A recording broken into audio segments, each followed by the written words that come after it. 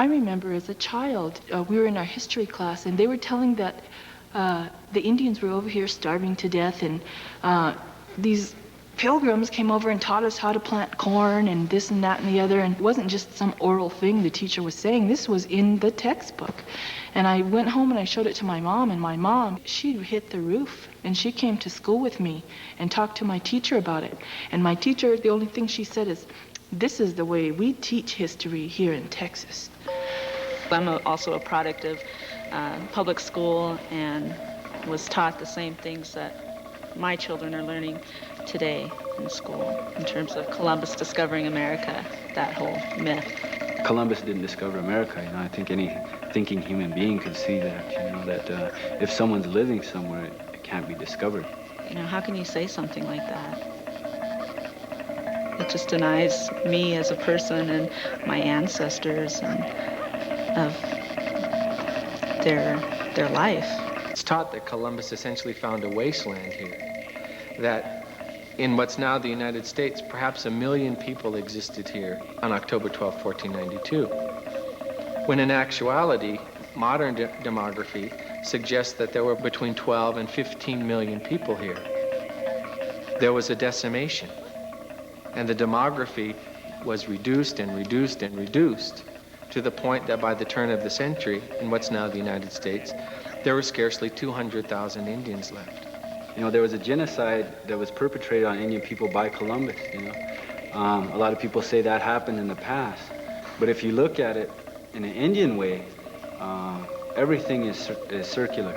Everything has an effect on everything else.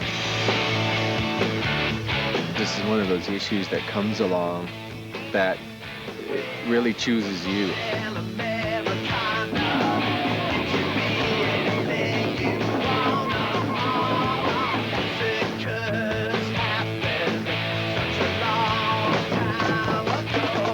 People often ask us, well, aren't there more important issues than Columbus Day? What about treaty rights? What about land rights?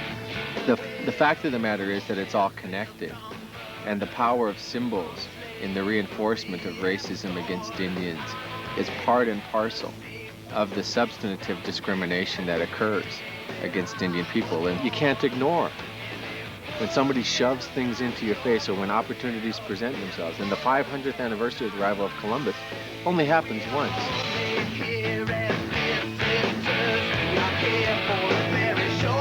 First of all, what was Columbus's job before he came to the Americas? Work at 7-Eleven or something? Medicated.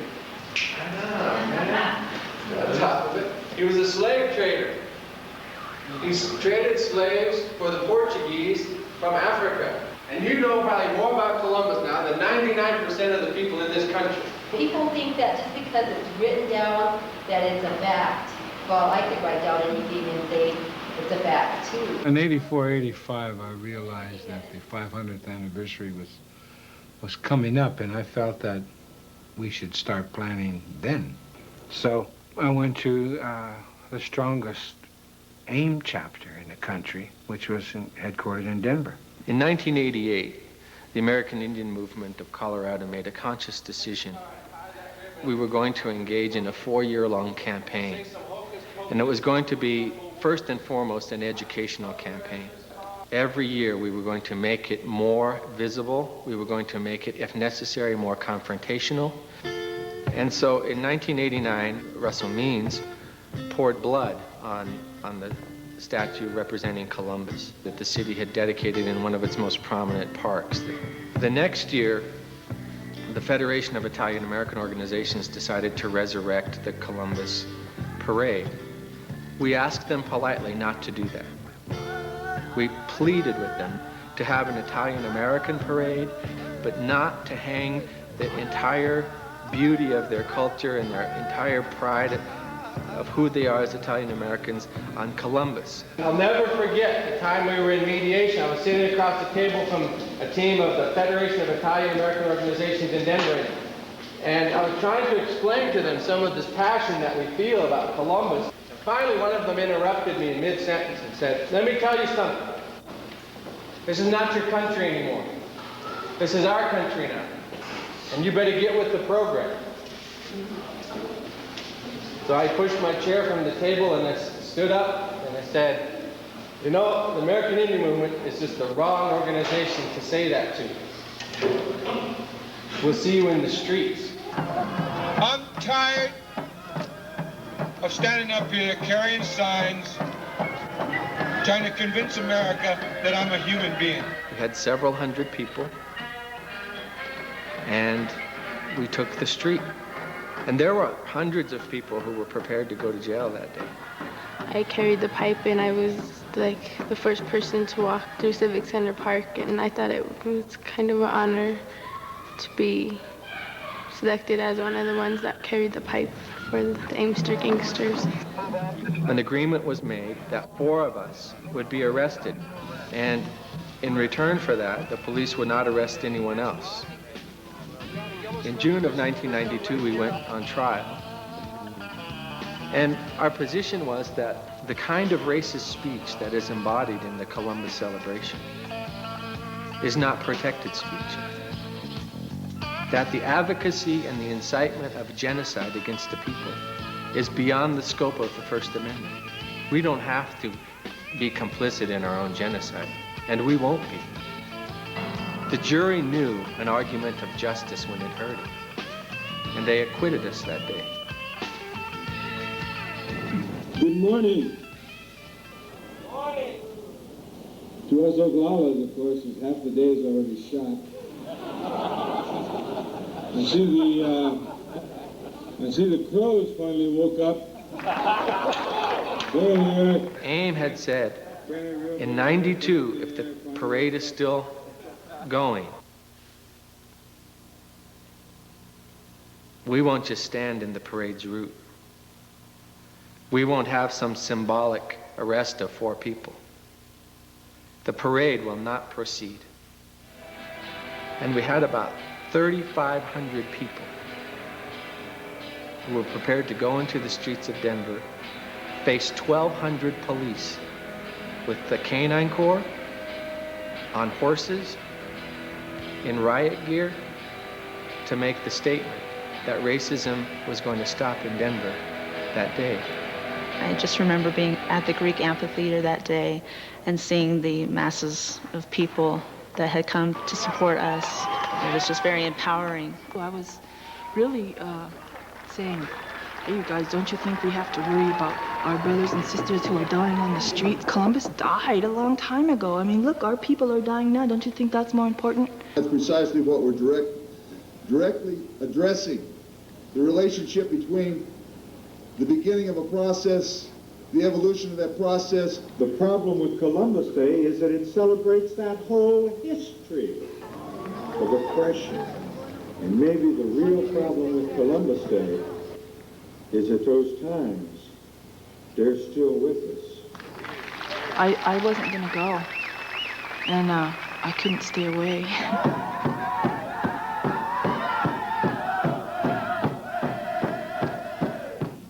I was prepared to see it through, whatever it took, whether that was going to jail or getting beat up or whatever, because that wasn't so bad compared to the long-term result of my children being able to say, hey, my dad was there at Columbus Day and he stood against, this,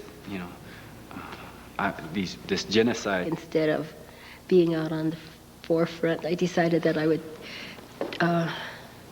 join the medic team, and so I enlisted all the women that were about my age group. We went in and took the medic instruction. We were prepared.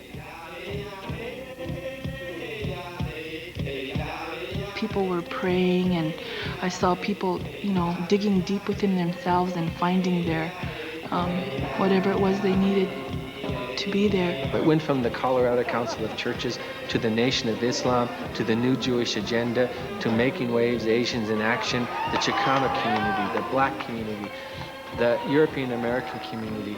We're pretty sure that we had more Italian Americans with us than the Italian Federation had for their parade. There was this momentum. It was like you could taste it. There was this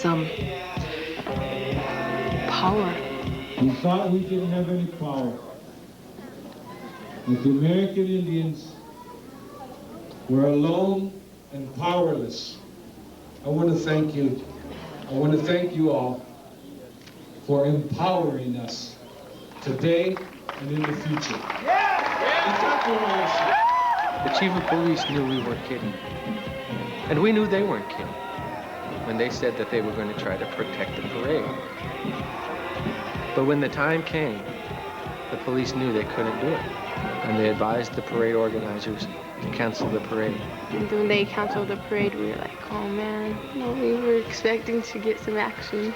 Then we kind of were happy because they didn't have no more Columbus Day. I'm here on behalf of the Federation of Italian American Organizations to state that we're not enemies. We have made a commitment here today to work towards reconciliation so that we don't have to meet in the streets again next year.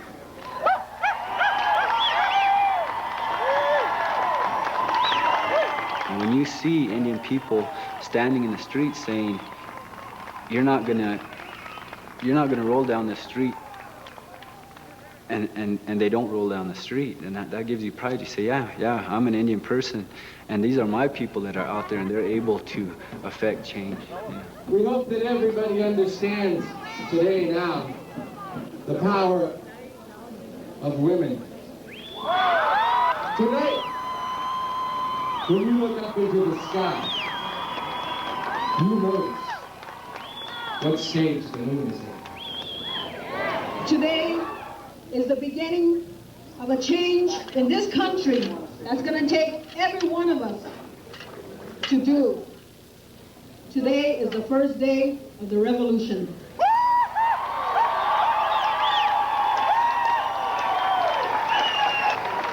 In 1972, the American Indian movement went into Washington, D.C. on a trail of broken treaties.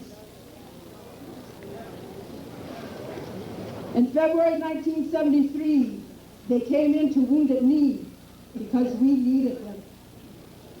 The American Indian movement has always been there when we needed them. They were our last resort, and they never said no.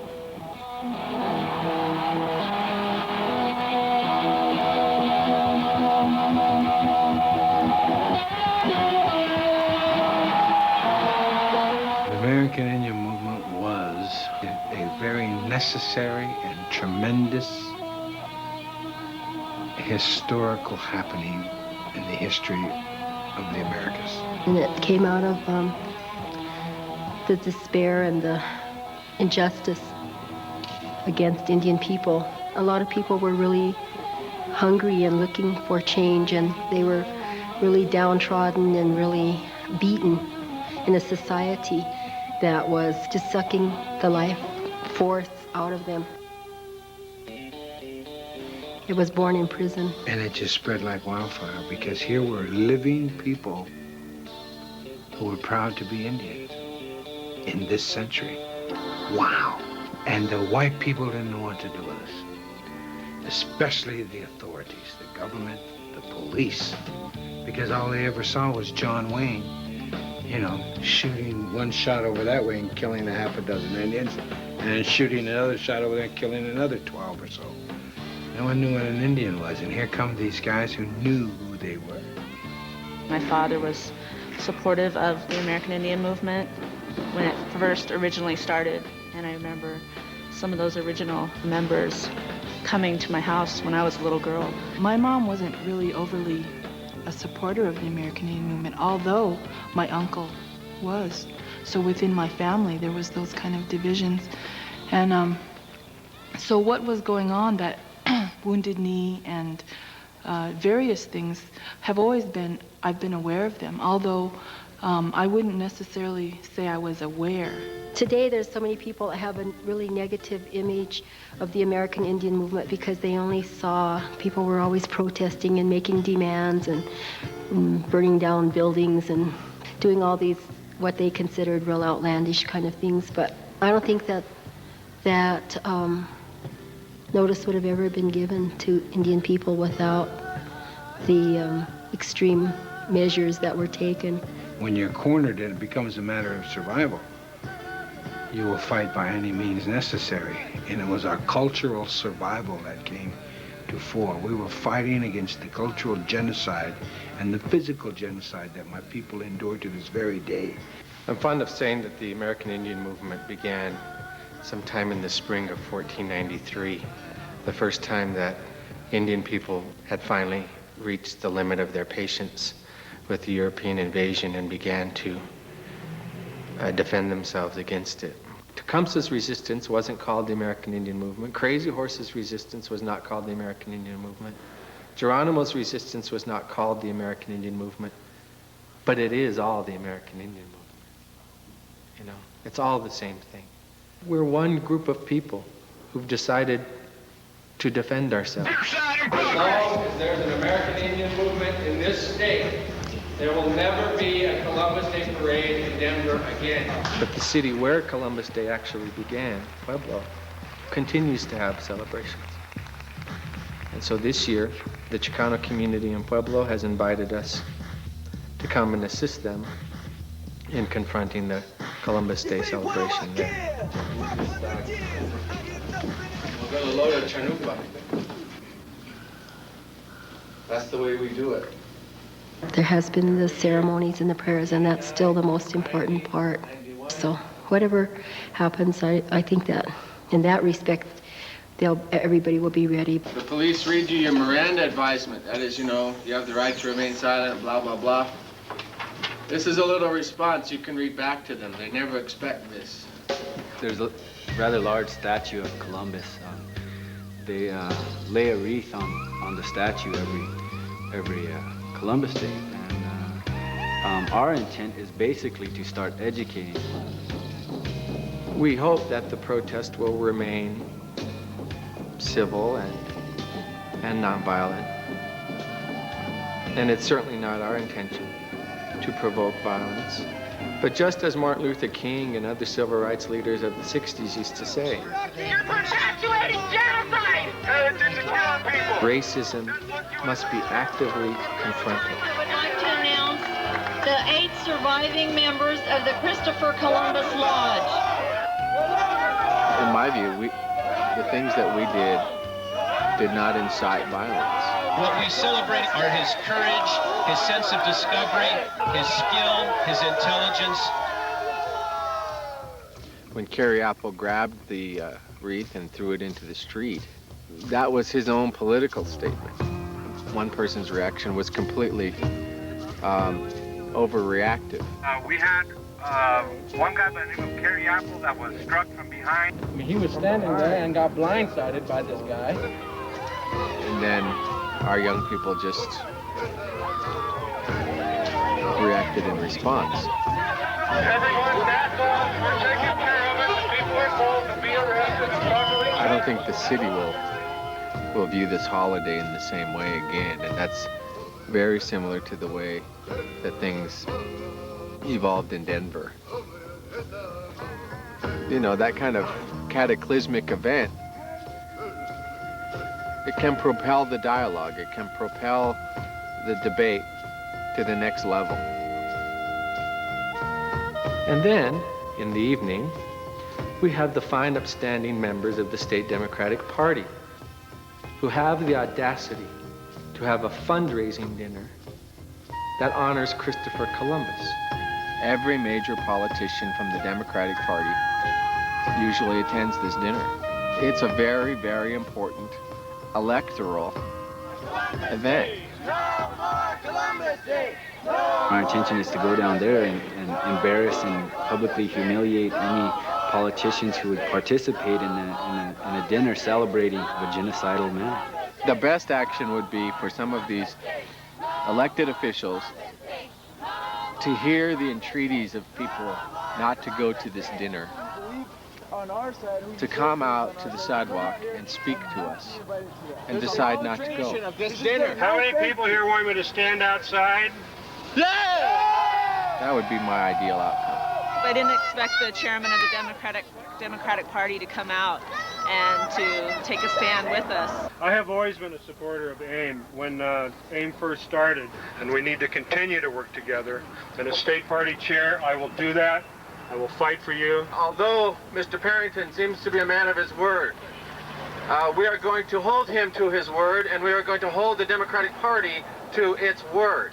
And if there is another dinner such as this tonight, we will actively encourage people to leave the Democratic Party and to register as independents. Today, the American Indian Movement of Colorado and those who are affiliated with us, we unambiguously describe the American Indian Movement as a national liberation movement. That means that as a people, we have the right to be free. We have the right to self-determination. A lot of people don't realize that Indian people are in a colonial situation. They don't think of it that way because we fall within the continental boundaries of the United States. People like to think that the Indian Wars ended, in 1890 with Wounded Knee, but, you have Indian people fighting the U.S. government in the early throughout the 70s, and today we continue to fight them, even though sometimes it's not militarily. Now the battles are much more sophisticated, and the genocide against indigenous peoples happens with semantics, it happens with legal briefs, it happens in the halls of the United Nations. Last year there was a large confrontation between particularly the American Indian Movement and the United States government, and one of the most effective tools that we were able to utilize was the internet. And so one night, this native Hawaiian woman went to a cyber cafe in downtown Geneva, Switzerland, and created a web page. The Assistant Secretary of State for Human Rights in Washington said on several occasions his fax machine was run out of paper from people faxing him objections to what the United States was doing in Geneva. Education is the most important thing for us. I think that's the most important act that any of us can engage in, whether it's educating our own children about their history and their heroes and the effects that the United States government has on their lives, or whether it's educating non-Indians about the things that we're going through. I used to say, AA tells us that we have to put aside our anger. We need to learn to forgive. We have to concentrate on sobriety. And all you're doing is drumming up anger. Everybody would look very tolerantly at me and say, keep coming back, more or less, and I did. Even though maybe I have not agreed with a lot of the things that have gone on, I see that spiritual force behind that. And the resurgence of our spiritual ways, I believe, is very connected in with that. I really feel that my ancestors before me did something for me, and that I have to do that for the next generation. And I have 2 young boys that I constantly have to put forth an example. We as Indian people, we all have a place in the circle. Indian people always look out for the community. They put the needs of the community before themselves, and especially the generations to come. And so if I claim to be an Indian person even, then that responsibility is mine. We're not an organization so much as we are an idea, and it's an idea about freedom. It's an idea about the freedom of our nations that are as old as this land. And anybody who embraces that, and anybody who's willing to advance that in a serious way, is welcome to join us. I think that everybody has to find their own voice and speak out, and that we need to encourage them and support that, but people have to learn to do that for themselves too.